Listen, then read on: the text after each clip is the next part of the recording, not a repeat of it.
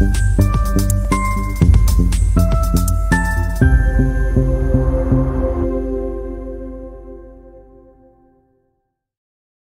दोस्तों, मैं हूं डॉक्टर विवेक चोपड़ा और आज मैं आपको बताने जा रहा हूं कि अगस्त 2025 आपके लगन के लिए कैसा रहेगा। मैं मानता हूं इस बात की कि खास तौर से भारतवर्ष में ही नहीं, पूरे विश्व भर में हर एक व्यक्ति की ये जिज्ञासा होती है कि वो मंथ शुरू होने से पहले वो ये जान ले कि उस महीने उनके लिए ग्रहों ने कैसा एक नेटवर्क बनाया हुआ है। देखिए, ग्रह ऐसा पॉसिबल ही नहीं है कि उस लगन राशि वाले जितने भी लोग इस दुनिया में हैं उनको एक सा फल दे। ये आप जितनी जल्दी समझ लेंगे उतना अच्छा है आपके लिए, क्योंकि जितने एकाग्र होके आप लोग किसी भी चैनल को, किसी भी वक्ता को सुनते हैं और महीने के बाद आप ये एनालाइज करते हैं कि इसमें से तो मेरे साथ कुछ भी नहीं घटा या मात्र 2% 4% ही घटा। इसलिए आपने देखा होगा मेरी पूरी की पूरी सीरीज में कभी भी हम प्रिडिक्शन नाम की कोई चीज नहीं देते, क्योंकि वो पॉसिबल ही नहीं है। क्यों पॉसिबल नहीं है ये भी आप समझ लें। 840 करोड़ लोग लगभग इस पूरे के पूरे विश्व में है, जिसमें से अगर हम 12 राशियों में उनको डिवाइड करें तो लगभग 70 करोड़ लोग एक स्पेसिफिक राशि के अंदर आएंगे, लगभग औसतन अगर हम बात करें। कैसे संभव है कि 70 करोड़ लोगों का भविष्य उस पूरे के पूरे महीने में एक सा हो? अच्छा हो रहा है तो 70 करोड़ के साथ हो रहा है, बुरा हो रहा है तो 70 करोड़ के साथ हो रहा है, दुर्घटनाएं हो रही हैं तो 70 करोड़ के साथ हो रही है। संभव ही नहीं है। क्यों संभव नहीं है ये समझ लें। क्योंकि जीवन में किसी भी व्यक्ति के तो वो होगा जो उसकी अपनी महादशा, अंतरदशा, प्रत्यंतर दशा और सूक्ष्म दशाएं उससे कराएंगी, और ये कॉम्बिनेशन सभी के ही डिफरेंट होते हैं। दूसरा प्रॉब्लम समझिए कहां पर आती है, वो ये कि ग्रह तो दो तरीके से काम करते हैं। एक वो जो मेरे जन्म के ग्रह हैं, दूसरा वो जो मेरे गोचर के ग्रह हैं, जिनके अनुसार ये प्रोग्राम्स बनते हैं जो आज आप देख रहे हैं। ये गोचर के ग्रहों पे आधारित होते हैं। अब कोई ग्रह जन्म का तो शुभ है, गोचर में भी शुभ हो गया, बड़ी अच्छी बात है, वो बहुत अच्छे रिजल्ट्स देगा। लेकिन अगर उस ग्रह की महादशा, अंतरदशा, प्रत्यंतर दशा या सूक्ष्म दशा नहीं है तो भी कोई फायदा नहीं, क्योंकि वो उसका तो आप फल ही भोग नहीं पाओगे, क्योंकि वो दशाएं तो आपके जीवन में चल नहीं रही। ग्रह का फायदा केवल तब उठाएगा ये व्यक्ति अगर उसके जीवन में जन्म का भी वो ग्रह शुभ, गोचर में भी शुभ, और अब उस ग्रह की महादशा, अंतरदशा, प्रत्यंतर दशा या सूक्ष्म दशा चल रही हो तो है उसका मजा। ठीक उसी प्रकार कोई ग्रह जन्म का शुभ है लेकिन गोचर में अशुभ हो गया, मैं आप सब लोगों को कहूंगा बिल्कुल निराश ना हो। कुछ समय की बात है, राशि परिवर्तन करेंगे ग्रह, क्योंकि ग्रह कभी भी किसी एक जगह टिकते नहीं, स्टेशनरी नहीं होते। ट्रांजिशंस में वो एक राशि से दूसरी राशि, एक नक्षत्र से दूसरे नक्षत्र में जाते रहते हैं। ग्रह नक्षत्र का फल देते हैं, नक्षत्र उप नक्षत्र का फल देते हैं, और उप नक्षत्र उप नक्षत्र का फल देते हैं। तो ये आपको बहुत जरूरी है समझना कि ग्रह जो है वो जन्म का शुभ, गोचर में अशुभ अगर आ गया तो वो केवल आपको अपनी शुभता में कुछ कमी लेके आएगा। जो ग्रह जन्म का डिक्लेयर्ड शुभ है वो जीवन भर अशुभ कुछ नहीं करेगा, केवल अपनी शुभता में कमी लेके आएगा। अब वहीं समझ लेते हैं कि कोई ग्रह जन्म का ही अशुभ है और गोचर में वो शुभ हो गया, तो क्या वो शुभ रिजल्ट्स देगा? आंसर है शुभ रिजल्ट्स तो देगा, लेकिन उसके अंदर वो केवल अपनी अशुभता में कमी लेके आएगा, क्योंकि वो जन्म का नेगेटिव है। और वो नेगेटिव प्लैनेट जब गोचर में पॉजिटिव हो जाएगा तो वो केवल नेगेटिविटी को कम करेगा, वो पॉजिटिव जोन में नहीं जाएगा। लेकिन कोई ग्रह अगर जन्म का अशुभ, गोचर में भी अशुभ, फिर आप ये मान के चले कि ये ग्रह बेहद परेशान कर सकता है। लेकिन ये परेशान करेगा कब? ये करेगा तब जब उस ग्रह की स्वयं की महादशा, अंतरदशा, प्रत्यंतर दशा या सूक्ष्म दशाएं चल रही होंगी।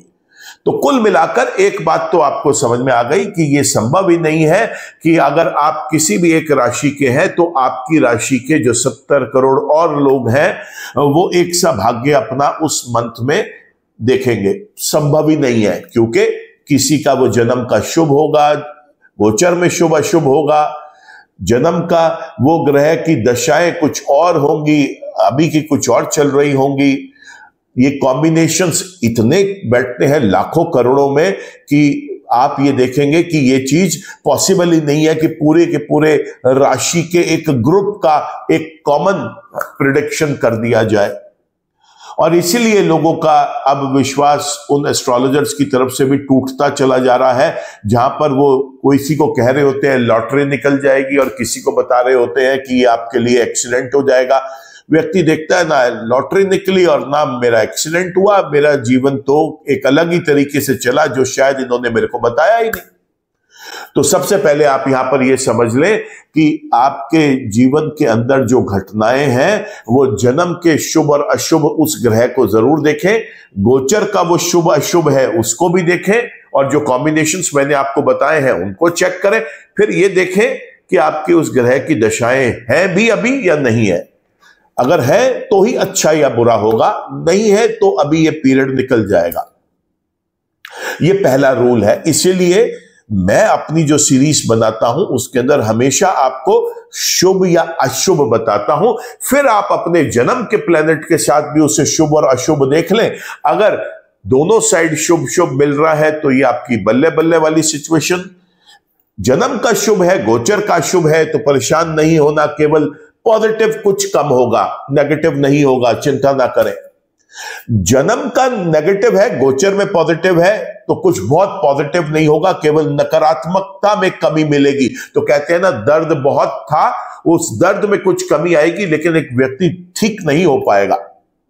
हां, इतना जरूर है कि अगर दर्द में भी कमी होती है तो आदमी कहता है हाँ कुछ आराम है, मुझे मेरा दर्द अब उतना मेरे को तंग नहीं कर रहा, उतना नासूर नहीं बन रहा।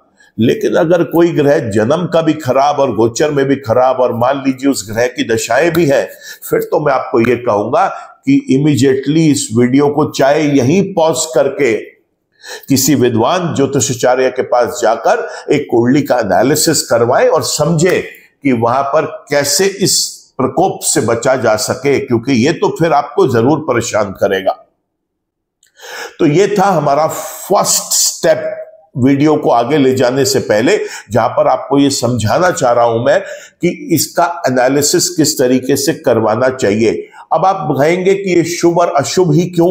ये आपको सचेत करने के लिए कि अगर वो चीज शुभ है तो आप उसका फायदा उठा लें, और अगर वो अशुभ है तो सतर्क हो जाए। ये चेतावनी है उन लोगों के लिए। तो फिर ग्रह अगर गोचर में अशुभ है, चाहे वो जन्म का शुभ है या अशुभ है, ये तो लाजमी है कि उसके लिए आपको उपाय करने आवश्यक है। यहां पर आपको मैं यह भी बताता चलूंगा कि आपके इस लगन के अंदर ये कौन से भाव में ग्रह है, और आप मेरे चैनल पर जाकर अपने लगन के लिए उस भाव में ग्रह क्या काम कर रहा है उसे विस्तार से देखें। और ये विस्तार से देखने की वीडियोस केवल वो वाली वीडियोस आपके लिए आवश्यक होंगी जो ग्रह अभी गोचर में मैं आपको बोलूंगा कि अशुभ है। वीडियो को लंबा नहीं करूंगा क्योंकि एक चीज बार बार रिपीट करने का फायदा नहीं है। आप उसको मेरे चैनल में ज्योतिष सीखो की एक सीरीज है जिसमें सूर्य 12 भाव में कैसे फल देंगे हर लगन वाले व्यक्ति के लिए, उसके बारे में बताया गया है। ऐसे ही चंद्रमा, मंगल, बुध, बृहस्पति, शुक्र, शनि, राहु और केतु सभी की वीडियोस अवेलेबल है।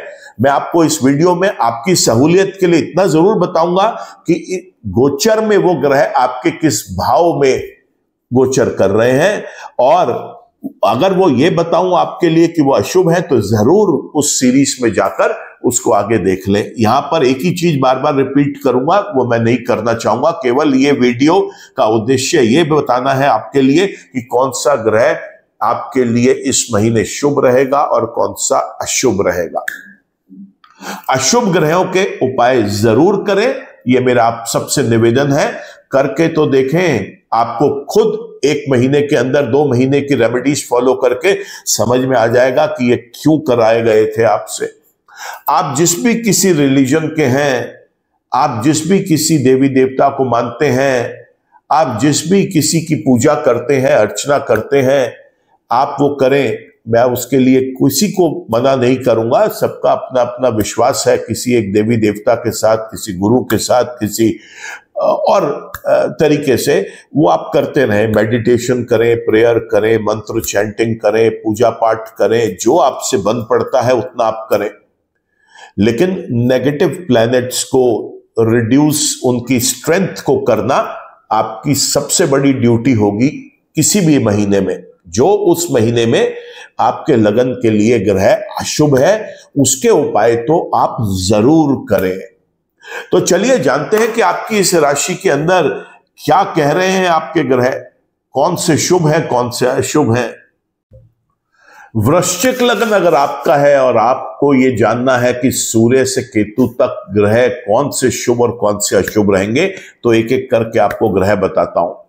सबसे पहले तो सूर्य का जिक्र कर लेते हैं, क्योंकि सूर्य कुंडली के 9वें भाव में कर्क राशि में रहेंगे 1 तारीख से 16 तारीख तक, और उसके बाद वो अपनी ही सिंह राशि के अंदर गोचर कर जाएंगे। 16 तारीख से फिर महीने के अंत तक वो वहीं गोचर करते हुए दिखाई देंगे, और ये दोनों ही गोचर बेहद शुभ है। बात करें अगर चंद्रमा की, तो चंद्रमा तो यू की इस कुंडली के अंदर भाग्य के भाव के स्वामी है, और ये जल तत्व का लगन है, और चंद्रमा स्वयं जल तत्व के हैं, तो तत्व को भी बैलेंस करते हैं।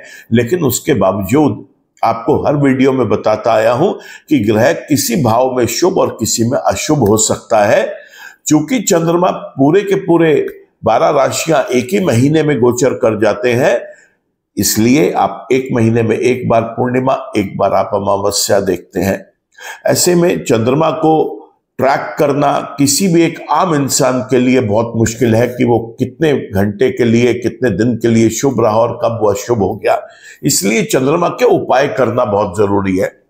चंद्रमा के सरल उपाय हैं, और उन उपायों के अंदर सबसे पहले चंद्रमा के मंत्र जप करें, शिव भगवान की पूजा अर्चना करें, महामृत्युंजय के जप करें,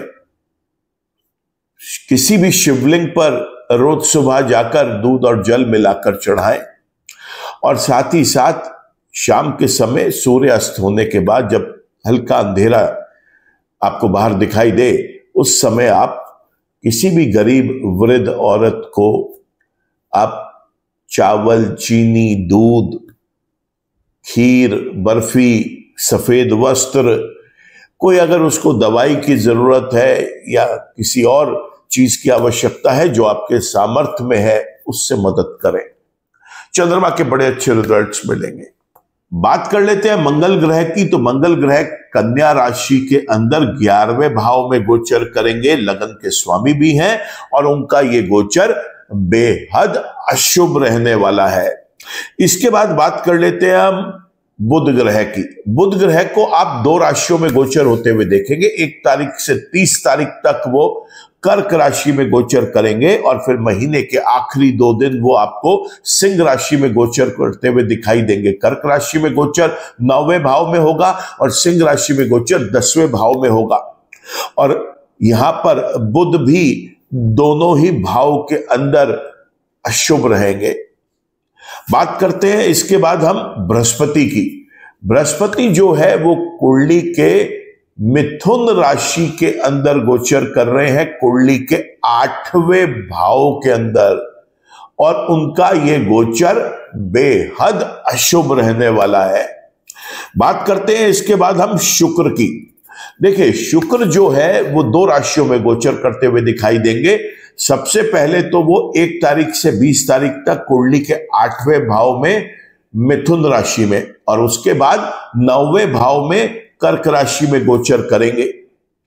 तो 1 तारीख से 20 तारीख तक का जो गोचर है वो बेहद अशुभ रहेगा, लेकिन 20 तारीख से लेकर और महीने के अंत तक जब वो कर्क राशि में गोचर करेंगे, तो वहां पर वो बेहद शुभ रिजल्ट्स देंगे। बात कर लेते हैं इसके बाद हम शनि ग्रह की। शनि ग्रह जो है वो गोचर कर रहे हैं मीन राशि के अंदर, कुंडली के 5वें भाव में, और उनका ये गोचर बेहद शुभ रहेगा। राहु की बात करें, राहु 4थे भाव में कुंभ राशि में गोचर कर रहे हैं और उनका भी ये गोचर बेहद शुभ रहने वाला है। और केतु की अगर बात करें तो मैं हमेशा बता चुका हूं कि केतु अपने रिजल्ट्स नहीं देते, केतु देंगे जिसकी राशि में बैठे हैं उसके स्वामी के अनुसार रिजल्ट्स। और केतु इस वक्त चल रहे हैं सिंह राशि के अंदर, जिसके स्वामी है सूर्य ग्रह। और अभी हमने देखा कि सूर्य ग्रह पूरा महीना 1 तारीख से 16 तारीख तक कर्क राशि में और 16 तारीख से महीने के अंत तक सिंह राशि में गोचर करेंगे। तो केतु पूरा महीना 10वें भाव में बैठकर अपने बेहद शुभ रिजल्ट्स देंगे। यह था सूर्य से लेकर केतु तक कौन सा ग्रह शुभ है और कौन सा ग्रह अशुभ है। तो ये देखा आपने कि आपके कौन से ग्रह इस महीने शुभ है, कौन से अशुभ है। मैं आपको वीडियो की शुरुआत में भी बताया कि शुभ ग्रहों का फायदा उठाना चाहिए और अशुभ ग्रह, फिर चाहे वो जन्म के शुभ है या अशुभ है, उनके उपाय जरूर करें। ये उपाय आपको बहुत फायदा देंगे दोस्तों। मैं उम्मीद करता हूं कि आपको ये वीडियो पसंद आया होगा। वीडियो अगर पसंद आया है तो इसको लाइक करें, कमेंट करें, शेयर करें ज्यादा से ज्यादा लोगों के साथ, क्योंकि हो सकता है कि उनकी भी यही लगन राशि हो। चैनल पे अगर नए हैं तो रिक्वेस्ट करता हूं कि चैनल को सब्सक्राइब कर लें। चैनल आपने पहले से सब्सक्राइब किया हुआ है तो thank you for that. Bell icon को भी जरूर क्लिक करें ताकि कोई भी नया वीडियो अपलोड होता है उसका एक अपडेट, उसका एक नोटिफिकेशन आप तक पहुंच सके। आज के वीडियो में इतना ही। ईश्वर आप सबका भला करे दोस्तों। नमस्कार।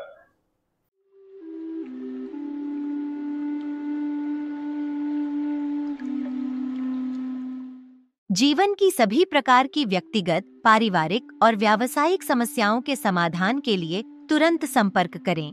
डॉक्टर विवेक चोपड़ा, पीएचडी, गोल्ड मेडलिस्ट, विश्व विख्यात ज्योतिषाचार्य एवं वास्तु एक्सपर्ट। कॉल अथवा व्हाट्सएप करें 9311131069 9212431069।